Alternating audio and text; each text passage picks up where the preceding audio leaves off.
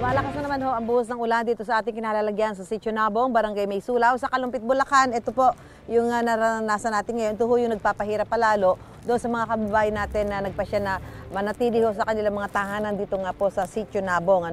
At ang tubig ho dito, yung pinakamababa na ho yung hanggang bewang. So, siyempre, yung mga lampas tao. At ang sinasabi ho ng mga kababayan natin dito, dahil sila kung bakit sila hindi umaalis doon sa kanilang mga tahanan, dahil nga po, matagal ho bago humupa yung tubig dito, lalo na pagka ganitong sunod-sunod ho yung mga pag-ulan, may bagyo, at high tide. Gaya po ngayong araw na to, high tide po ngayon. Kaya kanina pong alas 4 na madaling araw ay nararanasan na nila ang pagtaas ng tubig kahit pa walang pag-ulan. Pero ito, dahil umuulan, makakadagdag pa ho ito sa mabilis na pagtaas ng tubig dito sa kanilang lugar. So, walang katiyakan yan. Kaya kahit pa paano, nasasanay na ho sila sa kanilang pamumuhay na sumasakay ng bangka para lumabas ng kanilang mga tahanan at bumili ng kanilang mga pangangailangan. Pero dahil ho dito sa sunod-sunod na pag-ulan, bagyo at mas mabilis na pagtaas ng tubig, ay nagpasya po yung ilang mga nakatira dito na ilikas yung ilan nilang mga miyembro ng pamilya doon sa mga dike, doon sa kanilang mga kamag-anak. Pero may mga naiiwan pa rin po dito na nagbabantay ng kanilang mga tahanan. Karamihan sa mga hindi lumikas,